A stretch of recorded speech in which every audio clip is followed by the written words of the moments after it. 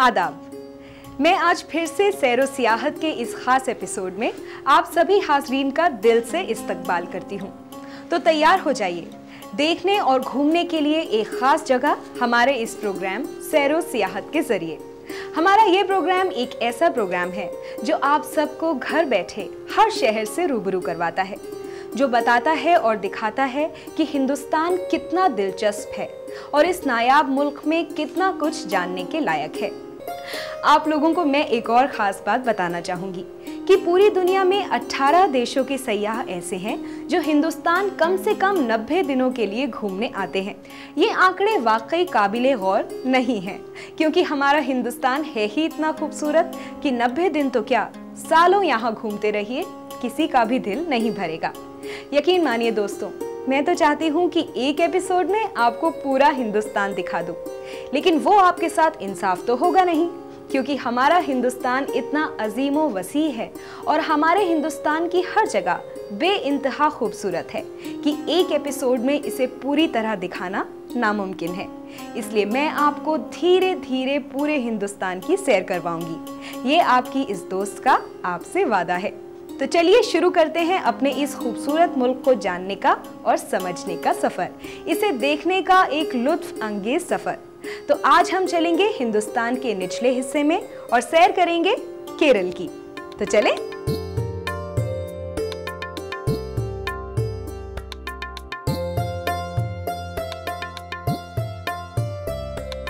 केरल हिंदुस्तान के जुनूबी हिस्से में बसी हुई एक बेहद खूबसूरत रियासत है। तिरुवनंतपुरम केरल की दारुल हुकूमत है और सबसे ज्यादा आबादी वाला जिला भी है। केरल में 14 जिले हैं। ज्यादातर यहाँ पे मलयालम जबान बोली जाती है। केरल में जो खास घूमने के शहर हैं वो हैं तिरुवनंतपुरम, कोची, एर्नाकुलम, त्रिशूर और कैलिकट। और आज हम आपको इन सभी शहरों से और यहाँ के तारीखी यादगारों से मुतार्रफ कराएंगे अपने अलग अंदाज में। तो आइए सबसे पहले चलते हैं त्रिवेंद्रम में।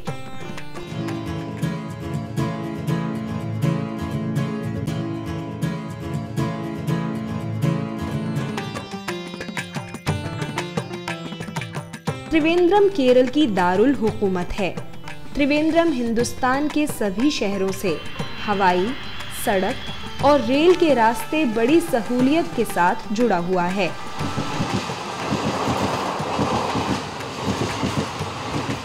महात्मा गांधी जी ने त्रिवेंद्रम को हमेशा सब्ज रहने वाला शहर का खिताब दिया था।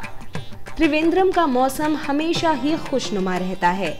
गर्मियों में भी यहाँ का टेम्परेचर 35 डिग्री से ज्यादा नहीं होता और सर्दियों में भी 18 डिग्री से कम नहीं होता। इसलिए आप कभी भी और किसी भी मौसम में त्रिवेंद्रम जा सकते हैं।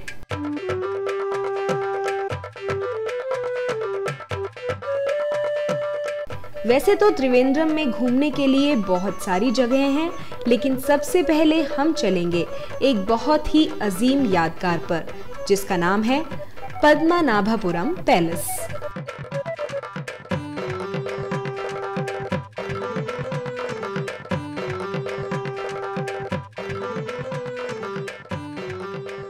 पद्मनाभपुरम पैलेस त्रिवेंद्रम से 50 किलोमीटर दूर है। पद्मनाभपुरम पैलेस को 1601 ईस्वी में इरविपिल्लई इरविवर्मा कुलसेखरा पेरुमल ने बनवाया था, जिन्होंने ट्रावनकोर, जो कि बहुत पुरानी रियासत है, उस पर 1592 ईस्वी से लेकर 1609 ईस्वी तक हुकूमत की।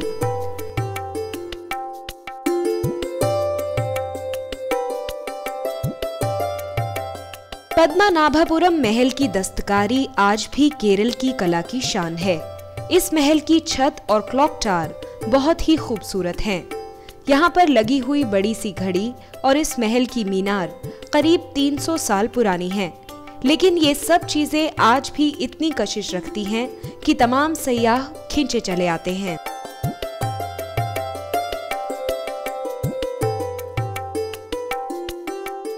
ये महल इस जगह पर सबसे पहले बनाया गया था, 1600 सदी से भी पहले। इसके खास दरबार को नालुकेट्टू कहा जाता है। अंदर की तरफ एक छोटा सा खूबसूरत कमरा है जो कि वालिदा के आराम के लिए बनाया गया था।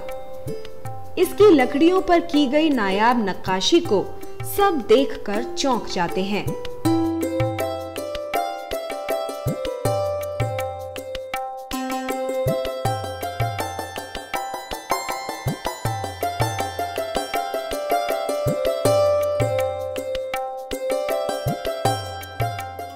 अब हम चलते हैं बोलगट्टी महल में, जो कि एर्नाकुलम में है। बोलगट्टी महल बोलगट्टी टापू पर बना हुआ है। बोलगट्टी टापू केरल के एर्नाकुलम जिले में पड़ता है। बोलगट्टी टापू से जो सबसे करीबी हवाई अड्डा है वो है कोचिन बैनुल-अक़वामी हवाई अड्डा। कोचिन एयरपोर्ट से बोलगट्टी टापू सिर्फ 38 किलोमीटर दूर है। लेकिन अगर आप सिर्फ 5 मिनट में बोलगट्टी टापू पहुंचना चाहते हैं तो आपको एर्नाकुलम हाईकोर्ट बोट जेटी से कश्ती पकड़नी होगी। बोट जेटी भी कोचिन एयरपोर्ट के काफी नजदीक है। बोलगट्टी महल एक बेइंतहा खूबसूरत यादगार है। इसको पुर्तगाली सौदागरों ने सन 1744 में बनवाया था। ये आलीशान महल 1909 तक पुर्तगालियों के हाकिम आला का घर हुआ करता था। उसके बाद 1909 में ये महल अंग्रेजी हुकूमत को किराए पर दे दिया गया था। फिर 1947 तक बोलगट्टी महल अंग्रेजी हुकूमत के हाकिम आला का घर रहा। सन 1947 में आज़ादी के कुछ वक्त बाद हिंदुस्तानी हुकूमत ने इस महल की देखरेख करने के साथ साथ इसे एक हेरिटेज होटल में तब्दील कर दिया।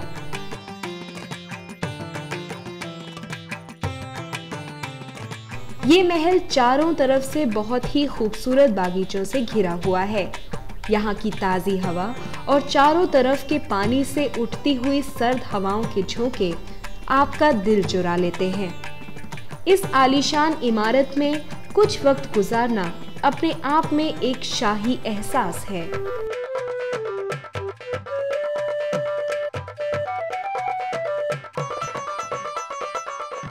ये है मटनचेरी। इसे ज्यादातर लोग डच पैलेस के नाम से जानते हैं। मटनचेरी एर्नाकुलम जिले के कोची शहर में है। वैसे तो एर्नाकुलम और कोची साथ में लगे हुए हैं, लेकिन अलग अलग शहर हैं। आपको जानकर ताज्जुब होगा, लेकिन मटनचेरी महल कोची में होने के बावजूद एर्नाकुलम रेलवे स्टेशन से सिर्फ 10 किलोमीटर दूर है।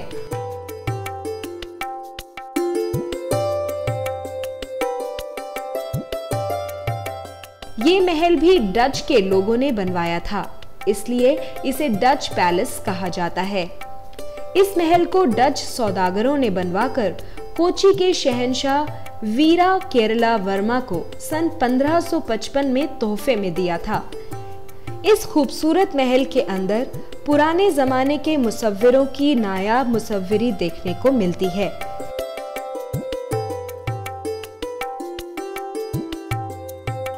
हम हैं इस वक्त केरल की दारुल हुकूमत तिरुवनंतपुरम में। तिरुवनंतपुरम को आमतौर पर त्रिवेंद्रम कहा जाता है। त्रिवेंद्रम देश के सभी आवाजाही के रास्तों से जुड़ा हुआ है।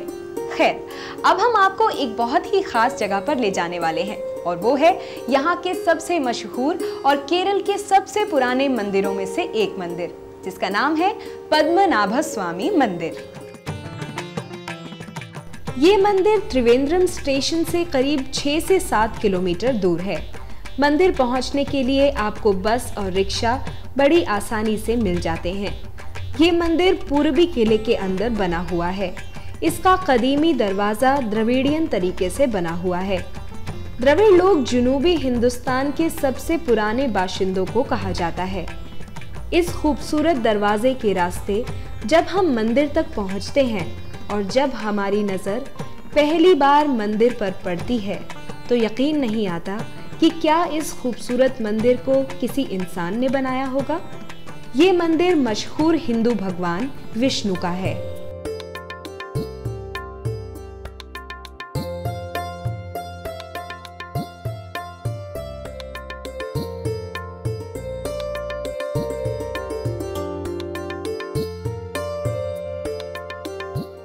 अंग्रेजी हुकूमत के वक्त अंग्रेज लोग भी इस मंदिर के काफी अकीदतमंद थे। वो लोग इस मंदिर की शान में 21 गोलियों की सलामी दिया करते थे। हिंदुस्तान फौज ने भी इस सलामी के रिवाज को अपनाया और बरकरार रखा। इस मंदिर की तश्कील के पीछे लोगों का कहना है कि किसी साधु ने भगवान कृष्ण की साधना की। कृष्ण भगवान एक बच्चे के रूप में आए और साधु के सामने रखी मूर्ति को निगल गए। साधु ने उस बच्चे का पीछा किया, लेकिन वो बच्चा एक पेड़ के पीछे जाकर छुप गया। जैसे ही साधु उस पेड़ के पास पहुंचे, वो पेड़ गिर गया और उस पेड़ ने भगवान विष्णु की सूरत ले ली। तभी इसी जगह पर भगवान विष्णु के मंदिर की तश्कील की गई।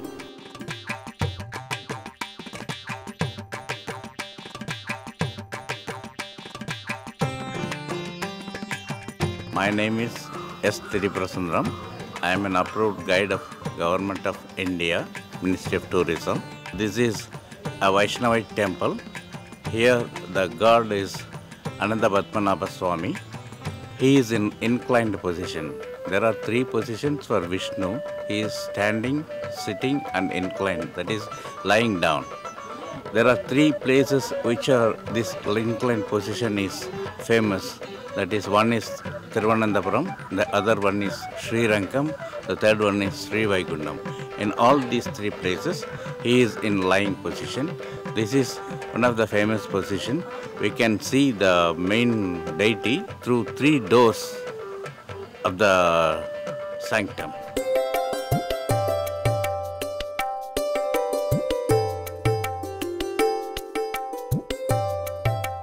इस मंदिर के 3 अहम दरवाजे हैं, जिनसे भगवान विष्णु की पूजा की जाती है। इस मंदिर के 2 खास त्योहार हैं, अल्पाशी जो कि अक्टूबर और नवंबर में, और पैनकुन्नी दूसरा खास त्योहार मार्च और अप्रैल में मनाया जाता है।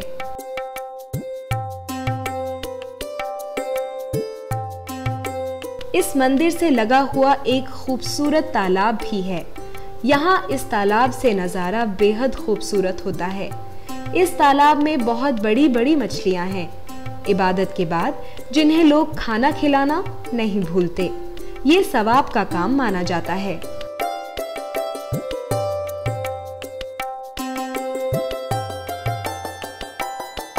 आप कोचीन आए और यहाँ का जैन मंदिर अगर आपने नहीं देखा तो हम समझेंगे कि आपका सफर पूरा नहीं हुआ। जैन मंदिर कोचीन के पुराने किले में मौजूद है। वैसे तो केरल के सभी जैन मंदिर काफी खूबसूरत हैं, लेकिन कोचीन का ये जैन मंदिर तारीखी तौर पर और फने तामीर का आला नमूना है। तारीख पढ़ने पर पता चलता है कि जैन सौदागर कच्छ से यहाँ पर तिजारत करने आते थे और बाद में धीरे धीरे यहीं बसने लगे। यहाँ पर बसने के बाद जैनियों ने काफी मंदिर बनवाए। ये जैन मंदिर उनमें से एक था। जैनियों के खास त्योहार पर्युषण को हर साल अगस्त सितंबर में मनाया जाता है, जो कि 8 दिनों तक लगातार चलता है और उस वक्त यहाँ काफी रौनक रहती है।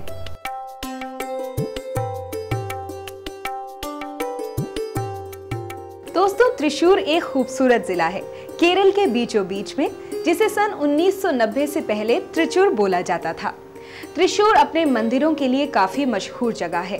त्रिचूर कोची बनुलक्वामी हवाई अड्डे से करीब 55 किलोमीटर दूर है और जो सड़क और रेल के रास्ते भी केरल के सभी खास शहरों से जुड़ा हुआ है।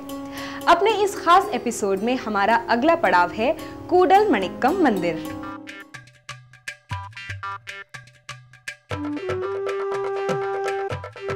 कूडल मणिक्कम मंदिर त्रिशूर जिले के एक छोटे से शहर इरिंजलागुड़ा में है।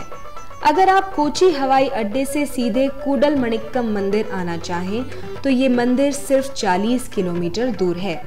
इस मंदिर की खासियत ये है कि ये कूडल मणिक्कम मंदिर पूरे हिंदुस्तान में राम भगवान के भाई भरत का इकलौता मंदिर है।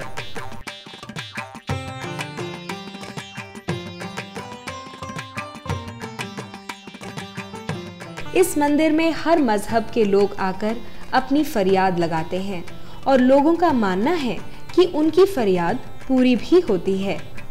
ये मंदिर एक अलग अंदाज से बना हुआ है। ऐसे अहम मंदिर बहुत कम दिखाई देते हैं। बाहर से मंदिर को देखकर लगता है कि इस मंदिर में दीवारें तो हैं ही नहीं, क्योंकि इसकी छत ज्यादातर छतरी की तरह है, जो कि बगल की दीवारों को पूरी तरह ढक लेती है।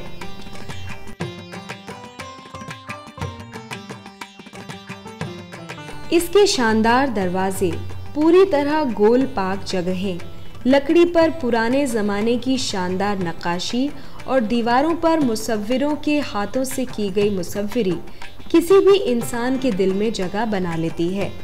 इस मंदिर के पुराने पत्थरों पर की गई कारीगरी बहुत ही हैरत अंगेज नज़ारा है। इस मंदिर के आसपास बहुत खुली हुई जगह है, जो त्योहारों के वक्त खचाखच भरी हुई रहती है। इस मंदिर के साथ में लगे हुए तालाब के दूसरी तरफ से अगर हम देखें तो हमें लगेगा कि तालाब के बीचों बीच किसी ने कई खूबसूरत छतरियां लगा दी हों। ये जो आप अपनी आंखों के सामने स्तूप देख रहे हैं, यही वो तारीखी जगह है जहां वास्को ड गामा ने पहली बार अपने कदम हिंदुस्तानी सरजमीन पर रखे थे।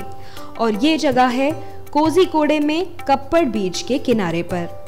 कोझिकोडे कैलिकट के नाम से मशहूर है, जो कि केरला रियासत का एक जिला है। अगर इतिहास की नजर से वास्को ड गामा से आपका तारुफ करवाएं, तो वास्को वो पहले कमांडर थे जिन्होंने हिंदुस्तान और यूरोप को समुद्री रास्ते से जोड़ा। वास्को के कदम पहली बार 1498 में हिंदुस्तानी जमीन पर पड़े। उनका जन्म जनूबी मगरिब पुर्तगाल में 1460 के आसपास हुआ था। आपको ये सुनकर हैरानी होगी कि वास्को को यूरोप से हिंदुस्तान आने में 23 दिन और वापस जाने में करीब 132 दिन लगे।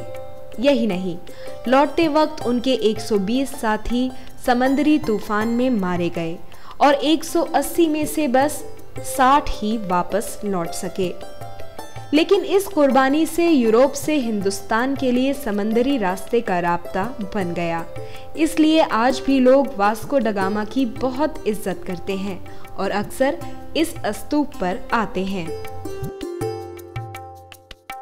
हमने आपको बहुत से खूबसूरत पुराने मंदिरों की और स्तूपों की सैर कराई। अब हम आपको लेके चलते हैं यहाँ के मशहूर और नायाब गिरजाघरों की सैर कराने। पूरे जनूबी हिंदुस्तान में इन गिरजाघरों से जुड़ी हुई कई अंजुमनें हैं और ये अंजुमनें पूरे जनूबी हिंदुस्तान में करीब 2000 स्कूल, 130 दरगाह और 104 अस्पतालों की देखरेख करती हैं।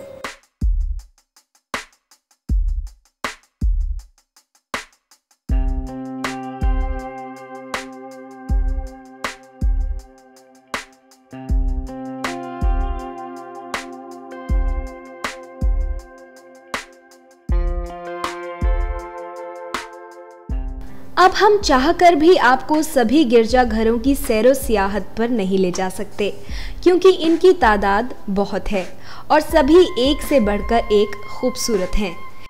लेकिन कुछ खास और मशहूर गिरजाघरों से आपको रूबरू करा सकते हैं।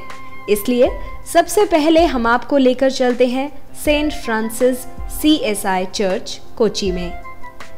ये हल्के पीले रंग का जो आप गिरजाघर देख रहे हैं, इसे सेंट फ्रांसिस CSI चर्च कहते हैं।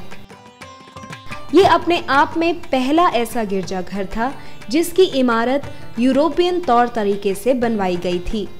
मशहूर वास्को ड गामा का इंतकाल भी यही हुआ था और उनकी लाश को इसी गिरजाघर में 1524 में दफनाया गया था और 14 साल के बाद उनके दफन ताबूत को निकालकर इज्जत के साथ यहीं से पुर्तगाल ले जाया गया था। इसकी इमारत पर आप जो खूबसूरत घड़ी देख रहे हैं, उसे इस चर्च पर 1923 में लगवाया गया था। वक्त के बदलते अलग अलग तरीके से अलग अलग कौम के लोगों ने इस गिरजाघर पर अपना हक जमाया। पहले पुर्तगालियों ने सन 1503 से 1663 तक इसे रोमन कैथोलिक चर्च बनाए रखा। फिर डच लोगों ने 1664 से 1804 तक इसे डच रिफॉर्म चर्च बना के रखा। अंग्रेजों ने 1807 से 1947 तक इसे एंग्लिकन चर्च बनाकर रखा और फिर आज़ादी के बाद से अभी तक CSI अंजुमन ने इसकी देखरेख की।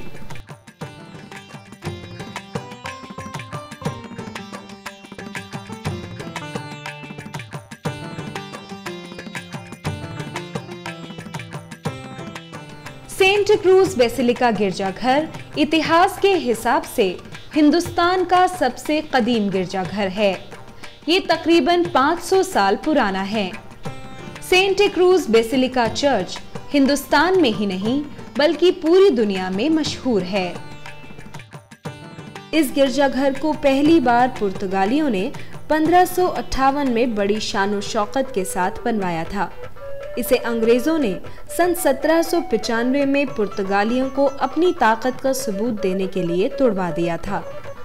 तकरीबन 100 साल के बाद 1887 में फिर इसे तामीर किया गया और ये खूबसूरत इमारत बेइंतहा मशहूर गिरजाघर एक बार फिर 1905 में पूरी तरह बनकर तैयार हुआ।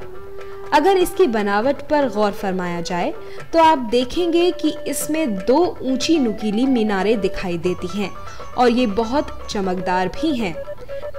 इसका बाहर का रंग पूरी तरह सफेद है जबकि अंदर से इसे हल्के रंग से रंगा गया है।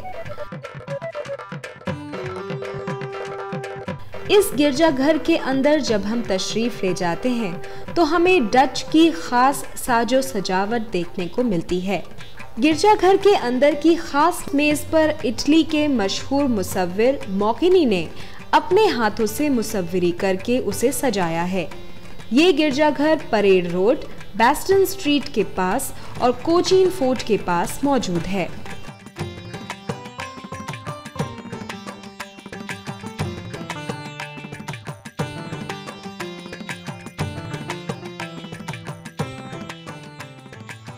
ये ऊंची सी इमारत जो आप देख रहे हैं ये कोई आम मीनार नहीं बल्कि ये एशिया का सबसे ऊंचा गिरजाघर है। इस गिरजाघर को बाइबल टावर गिरजाघर कहा जाता है। ये केरल रियासत के त्रिशूर शहर में मौजूद है। इसकी बुनियाद 21 दिसंबर 1931 में डाली गई थी।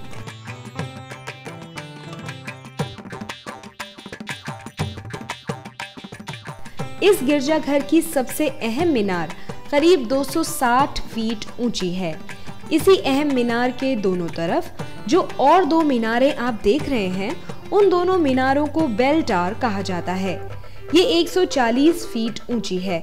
इस अहम मीनार के पीछे भी एक और ऊंची मीनार है और वो मीनार भी तकरीबन 260 फीट ऊंची है। इस मीनार के ऊपर जाने के लिए लिफ्ट की सहूलियत मुहैया की गई है लेकिन 160 फीट तक ही। यहाँ 160 फीट पर एक चौकोर चबूतरा बना हुआ है जिस पर एक साथ 260 लोग खड़े होकर त्रिशूर शहर का लगभग 18 किलोमीटर दूर तक नजारा कर सकते हैं। इस मीनार के ऊपर ईसा मसीह का लाल क्रॉस लगा हुआ है जिसे शहर के किसी भी हिस्से से आसानी से देखा जा सकता है।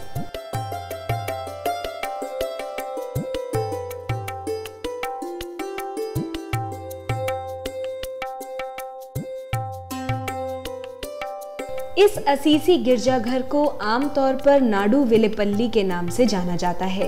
ये एर्नाकुलम शहर में है। ये एर्नाकुलम का सबसे पुराना और सबसे खूबसूरत गिरजाघर है। ये खूबसूरत इमारत केरल और पुर्तगालियों के मिले जुले फने तामीर की जीती जागती मिसाल है। इस गिरजाघर के अंदर एक मीनार है जो कि 3 खंभों पर खड़ी है और इसमें कई घंटे लगे हुए हैं। इसी मीनार के ऊपर बहुत ही उम्दा नक्काशीदार क्रॉस बना हुआ है। इस मीनार में एक साथ 3 घंटे भी लटके हुए हैं। अगर आप इस गिरजाघर को दूर से देखेंगे तो आपको ऐसा लगेगा कि ये कोई जमीन में आधा धंसा हुआ पानी का बहुत बड़ा जहाज हो। इस गिरजाघर की खास बात यह है कि इसकी छत 179 साल पुराने खंबे के सहारे खड़ी हुई है। इसके आगे के दरवाजे के ऊपर आप देखेंगे तो आपको नजर आएगा कि उस दरवाजे के ऊपर बनी खिड़की के कांच पर मदर मेरी की बहुत ही खूबसूरत तस्वीर बनी हुई है। अक्सर लोग शाम में यहाँ आकर सुकून से अपना वक्त बिताते हैं।